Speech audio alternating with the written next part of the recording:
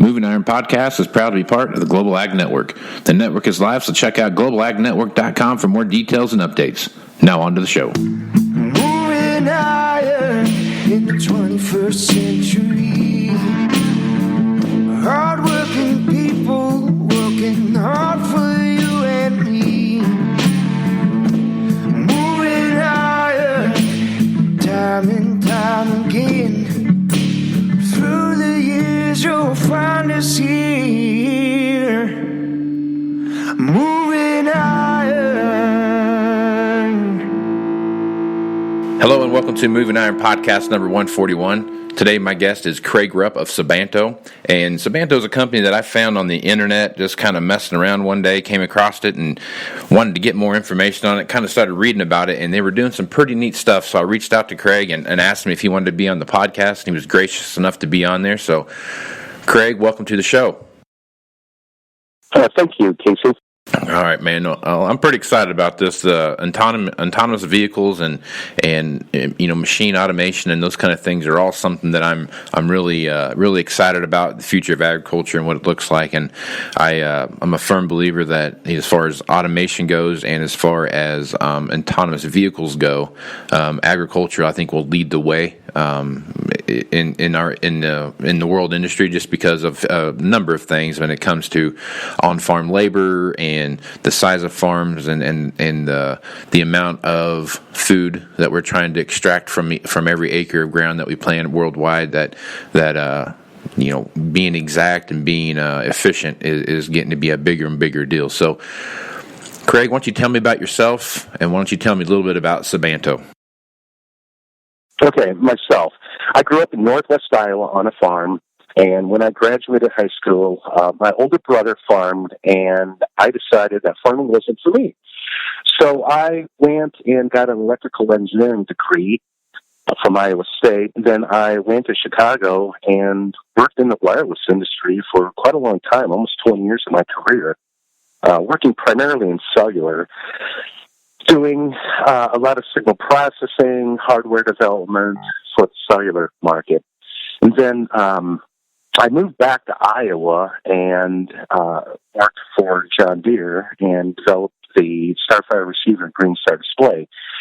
And then I started companies, and one of the companies in particular I started was 640 Labs, and we were acquired in 2014 by Monsanto, and our, flagship product was the FieldView Drive.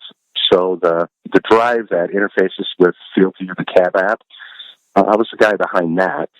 And so I spent a number of years at Monsanto, and then I left Monsanto and continued my PhD, but then I got interested in taking autonomy into agriculture. And a friend of mine, Tyler Laird, my CTO out of Indiana, for the past 2 years, he and I had been talking as to where we think autonomy is going to go in agriculture. And, we didn't think the market was moving fast enough, or at least the technology wasn't. And so we decided that let's go out and let's start autonomously performing farming operations. And back in October, we decided that Tyler had been working on this for a number of years, and Tyler and I decided that we're going to get a truck, a trailer, a tractor, and a planter, and we're going to start autonomously planting across the U.S. And since October, we've been polishing up the software. We leased a JCB 4220 tractor and fit that with all our autonomous equipment, our controllers and peripherals and switches and all that. And we've got a Harvest International planter. It's a 18-row, 20-inch planter for soybeans. We didn't want to boil the ocean planting corn, so we decided that let's start with soybeans this year and see where that goes. So over the past couple months, we started in Iowa. That was the only place that was dry, or the first place that was dry. And then we went to Nebraska, Then we headed up to Minnesota, and then we went to Illinois, and we're currently in Indiana right now, trying to finish up acres for this season. Okay. All right. So, tell me about your system, how it works, and what is the what's the overall outcome of what you're trying to accomplish here? Okay. So how it works. So it is fully autonomous, meaning that we give it a path, we tell it what to do, where to drive, everything. And the tractor on its own is basically following our commands prior. So we load it up, and then it follows the path and finishes the field that way. Okay, so quick question in the for you. meantime, yeah. Okay, so question. Yeah, we're on the side supervising it. Okay. So, This spring, there was always a visual. I had a kill switch in my hand at all times. I got you. And then my partner, Tyler, was sitting in an RV, and he was monitoring, the planter, was monitoring the tractor, where it's at, where it's headed to, if there are any errors that show up, or if there's any things like plug seed tubes or anything like that. So when the tractor's out working, you set up a geofence around around the field that you're working in. You set up your AB lines, all those different things, and then you go out and the tractor just goes. You're not controlling it remotely or anything like that. It's just following GPS signal and your pre-programmed geofence acres and those kind of things. That is correct. We do have a number of safety issues on there. One is, the tractor certainly is geofenced. So we take the boundary of the field. So this spring, and one thing to know, this spring we went through and I planted the headlands manually. At least the first pass manually I did, and that established the field boundary. We were a little concerned whether the farmer had, the field boundaries, or, there could be downed trees that we ran into. There could be some issues around, a fence down or something like that. So I did the initial round, and then the additional rounds in the headlands. It was done autonomously, but I wanted to make sure that was so I sat in it while it did that. And then the inner area was done, through, similar to AB lines, and that was done by itself. Gotcha. It did that. Okay. All right. So as you got this machine out there doing its, excuse me, as you got this machine working, tell me a little bit about some of your successes and some of the stuff that you ran into that you maybe didn't necessarily anticipate happening. Okay, so I mentioned the downed tree. I mean, I knew that this would happen. I didn't think it would happen this spring, but indeed it did. So we were not only were we farming, but we were doing a little bit of tree removal as well. We went out to get experience and try to see what the hurdles, what some of the constraints were. Given the rainfall and I guess the weather, we soon learned, just about, the wet holes in fields. We learned about, we had equipment issues, the planter issues, and it wasn't caused by Harvester and Asser by no means, but we had some 3-point hitch issues, quite a lot of them. We had some hydraulic issues. The JCB didn't have a case drain, and so we had to plumb that in. What are some of the other issues? I'm trying to think of some. We had, this was interesting. We had a lot of, initially, the first field we went to, we had a lot of network issues. And, I spent half a day trying to figure out what is going on here. I was losing cellular coverage all the time. And then I found out that, they're using cellular repeaters, and I happen to be a wireless guy, and I know that. cellular repeaters, oftentimes they go unstable and it causes cellular connectivity issues. So, that was an issue, definitely. We had some GPS issues. It was, we had, getting RTK sometimes was going to float. So we got through that. I'm trying to think. The other thing we learned, too, when we were in Nebraska, one of the farmers there said something that kind of clued me in. He said, if you drive 100 miles, the agronomic practices are going to be different. And we certainly saw that. Given my background, Iowa, I knew what I was going to expect in Iowa. When I went to Minnesota and worked with Bristol Farms in Minnesota, that, was kind of eye-opening as to those guys in Nebraska do things a hell of a lot different than the guys in Iowa. And Shane really taught us a lot in Shane Bristol in Nebraska as to, the agronomic practices in Nebraska. And they really helped us a lot, setting up our planter, the downforce, the trash cleaners and the row closers to handle that no-till conditions on their irrigated land, given all the trash that was on it. Yeah. Well, what was so you've talked about cellular coverage and some GPS stuff, but after doing all this stuff and kind of your first round out there, what was one of your what was the biggest limiting factor you think consistently that you ran into? It was probably related to our timing and our logistics, and with the weather as well. We got out there. We got out to Nebraska. We sat for 3 days on our hands, waiting for the weather, it to get warm enough to dry up. So, just like every other farmer in any fixed location, it was extremely difficult for us to go from one place to the other. Given the weather was really tough to contend with. Yeah, you couldn't have picked probably a worse year to go out and try to test something brand new.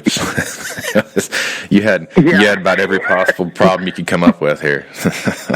Otherwise, yeah, I know. I was the whole time I'm thinking, why me? Why me? But I know farmers do that every year, and I often said it's amazing that you see, farmers out there who are over 50 years old, and you think they die of stress by age 45. Yeah, they're a resilient group of folks. That's for sure. That is definitely for sure. So, yeah. What was some of the big successes you had? You look back on what you're doing here. So now you got a fully autonomous setup here. You got a tractor driving itself. That's controlling the planter. That's controlling the hydraulic downforce. That's out. Looking at. Are you loading like seed prescription rates and those kind of things into the system, or are you just out just going and planting? I mean, how does all that work? And maybe let's start with this first. What are some of the successes that you had, kind of as you looked across it? Okay, for starters, we are not doing the agronomy. So the farmers, they're responsible for. You give me a prescription. You tell me how deep you want it, or how deep the seed to plant. You give me the population, and they were out there, and giving a thumbs up, a thumbs down. You need to. I don't like your variance in your population. I want you to slow down. A given amount. So they were out there doing the agronomy, and we were simply providing the service, nothing more, nothing less. I think, and going back to your original question, what were some of the successes? I look back and, as far as I know, we were the first ones to autonomously plant a farmer's field to this scale in Iowa, Nebraska, Minnesota, Illinois, and Indiana. And I think that was probably our biggest success. And we walked away with, an understanding of, what it takes to autonomously perform farming operations. On your planner that you have, did you have variable rate technology and those kind of things where you could, when you get to different soil types and different areas, that you can speed up and slow down your population by the row, or kind of what kind of technology did you have on your planner? Okay, so we had full up precision seed meters. We were running the 2020, and we had downforce as well. We did have speed tubes because we were planting soybeans, and that's quite a high population. And that was all monitored remotely while we were out planting. Now that you've kind of had a chance to, in the fields that didn't get flooded out with rain after you planted everything, but have you gone back and looked and see how it worked and your emergence and those kind of things in those fields? I certainly have. So I visited some of the fields we planted in Iowa. And I'm not going to be the first one to say that everything was just, everything was perfect, and I can tell that, we struggled, we had some GPS issues. Our gas rows sometimes had some issues with it. It wasn't perfect. It was good. There was some, row shut-off timing that we could have improved on, but we later did. But, again, it was version 0.1, and we're going back to the drawing board, and, we looked at our productivity, in particular. I mean, we were horrendous doing the headlands. It was, I could have done it manually a heck of a lot faster than autonomously. And what was our problem? Our past planning, we weren't very optimal in that aspect.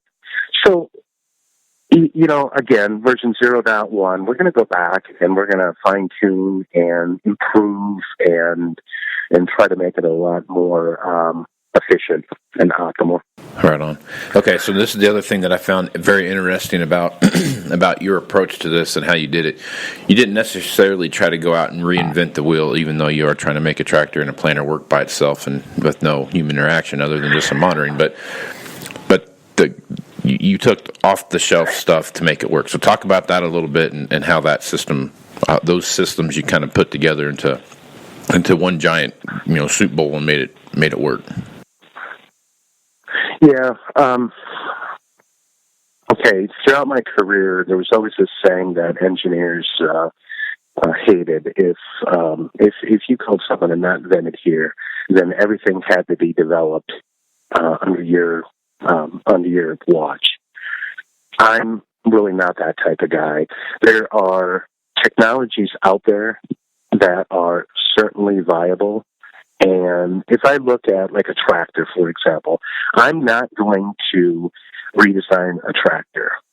That is not my forte, and I could maybe find some guys and put them in a room and develop a tractor, but I can go to a large tractor manufacturer and they've forgotten more than I know. And why wouldn't I leverage their expertise in engine, hydraulics, drivetrain, hitch? They actually make very good products, and I'm leveraging their expertise in my company. And I have no desire to create equipment. I don't have any desire to do any agronomy. I'm going to leave the farmer to that. And back to that one guy in Nebraska that told me every 100 miles, agronomic practices are different. I'm going to leverage that farmer, and he's going to tell me what he wants, what to use, how to plant, what population. This is the prescription. I'm going to leverage that in the industry. Yep. Okay, so and try to automate it.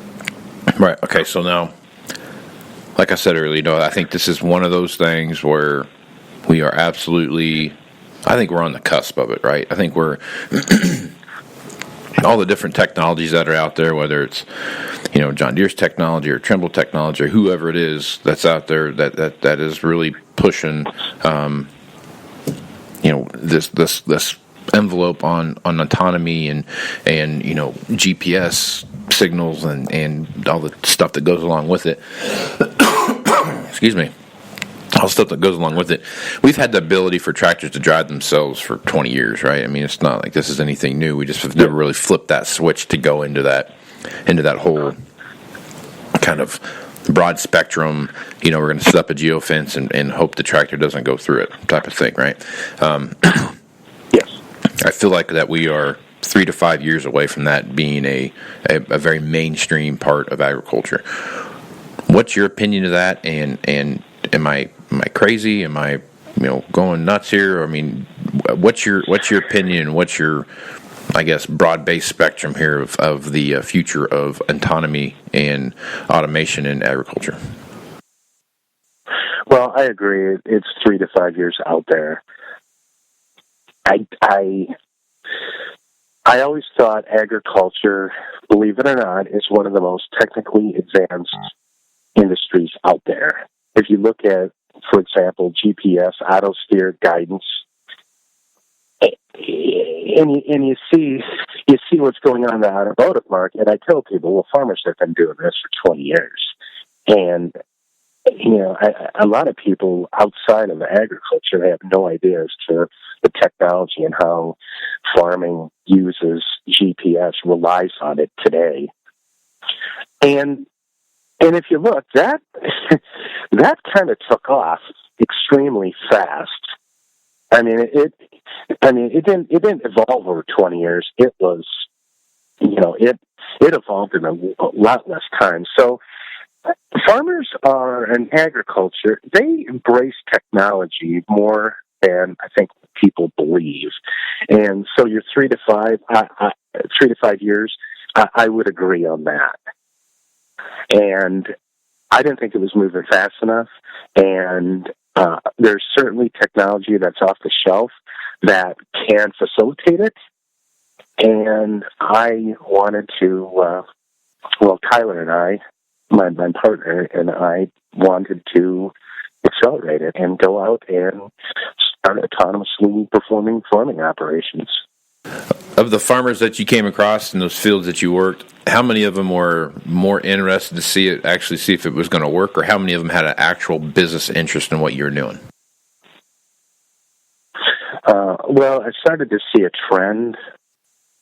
The acres that we lined up, the farmers that we were working with were, they were 35 years old. They weren't 60. They were 35.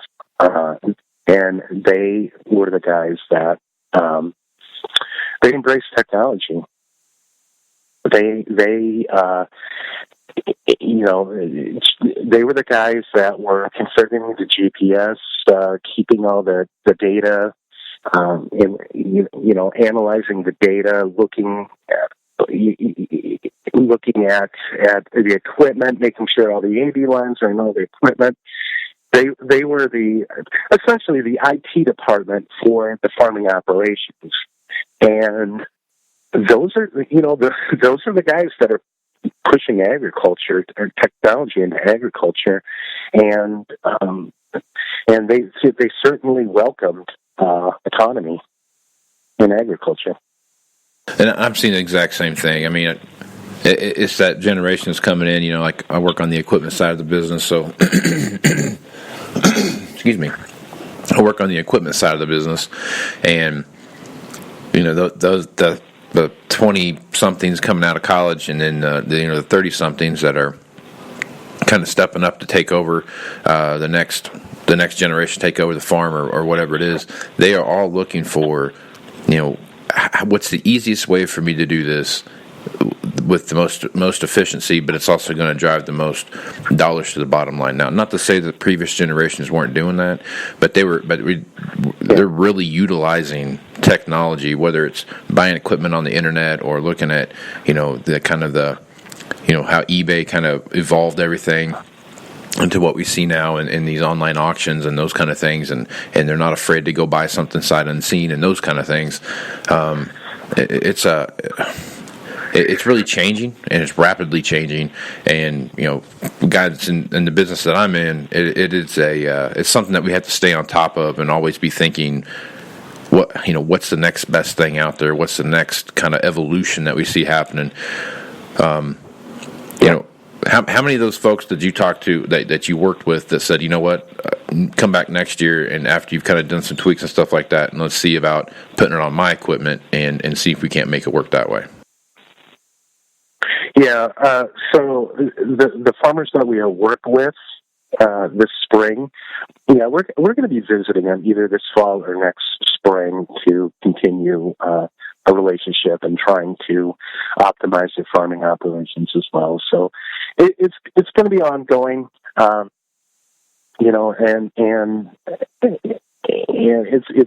it's going to be those younger farmers that we're working with.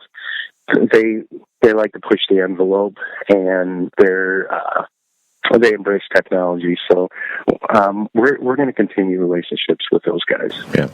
Did you ever get like a baseline? And try to optimize. Go ahead. I was going to say, did you ever get like a baseline feel for what their drive to technology was for that extra edge there? I mean, was it truly just hey, we're just like this stuff because it's cool, or was there an underlying business kind of approach to what they were doing? Yeah, I did. So there were a lot of them have labor issues. As they take on more acres, they need more labor. And where can they find labor? Labor's hard, for them. And a lot of it is seasonal. So there's some issues there. How do I get a guy? I need a guy for 3 months. Oh, and he's got to have a CDL, and he's got to be industrious enough to sit in the tractor and understand, what's going on, the mechanics of it all. Not to mention the technology, controlling the planter and making sure you're looking at the right gauges, the right monitors, and everything's going fine. It's tough for them to do that. It's a very specialized skill set that it's hard for them to find, and they have to obviously be dependable, and it's just very difficult for them. Meanwhile, you're looking at, of course, farmers have been squeezed by all the industries out there. They're the ones, basically taking on all the risk in agriculture, whereas everyone just sells some products. And they're looking at ways to optimize their operations, and they're looking at autonomy as a potential solution for them. If there was a fully automated solution out there right now that was fairly proven and had a decent track record and those kind of things, and we could go out and make it work. I guess what's going to be your sales approach? Like most of the stuff that we've talked about here is you're taking your solution and you're finding stuff that already exists and kind of making it work together. So as you start making this thing work, and like you said, it's 0.1. When you go to 0.2. What's some of the big, big goals you have set for next year, and as you start looking down the line to really bring this on up to the masses and start having a sales force go out and sell this? Okay, my goal next year is to go out with multiple systems and run multiple systems in a single field, and mature the supervision of them. Have people sitting remotely monitoring multiple machines in one field. That is my ultimate goal next year. Have you thought about doing this with like a combine harvesting, and you got the planting solution that you're working on? Obviously, you're going to kind of get that thing worked out. But do you have a kind of a model in your head for a harvesting solution? Yeah, but harvesting is further down the line.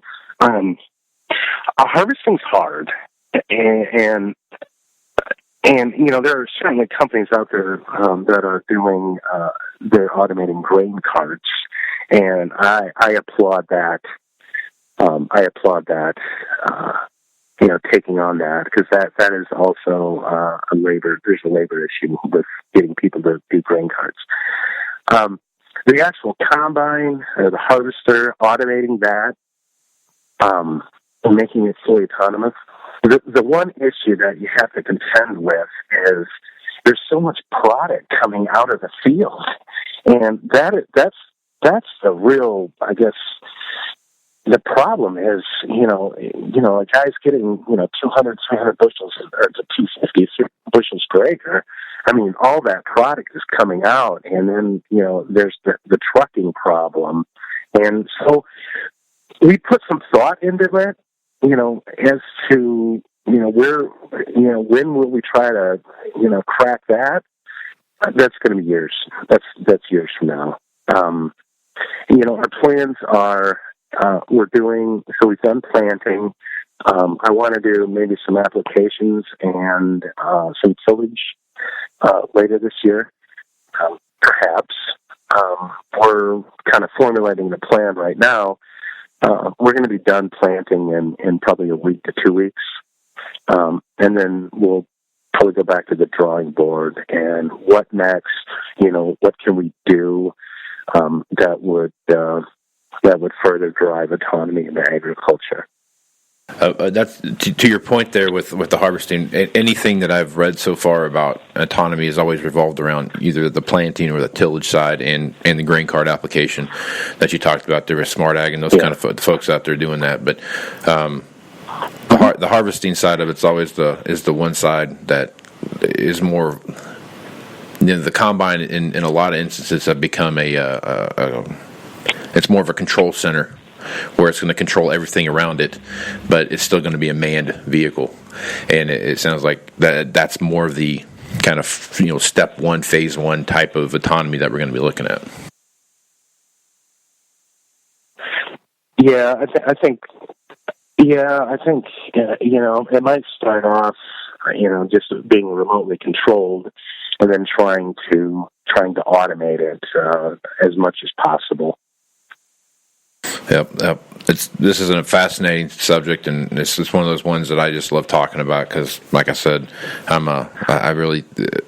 it's very neat. Like you said earlier in the podcast, when you start talking to people about the technology that's on farms right now and how long it's been in use, a lot of folks just kind of have that perception of farmers that they're just whatever, they're not the most technically advanced people on the planet, but that's the furthest thing from the truth out there. So there's more technology on farms than there probably is in any other industry out there, and I applaud the folks for taking that information that they gather every year, whether it's yield data or from each individual field, or if it's the soil that they're looking at and how they can better utilize, getting yields out of particular soils in different fields and all those kind of stuff. There's just so much technology out there that people don't realize is there, and I applaud you and Tyler for what you guys have done and what you're trying to push forward.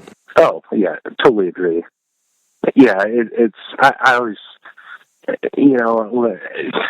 So I know a lot of people who live in cities and, Chicago, New York, LA, they have no idea as to the competency of a farmer.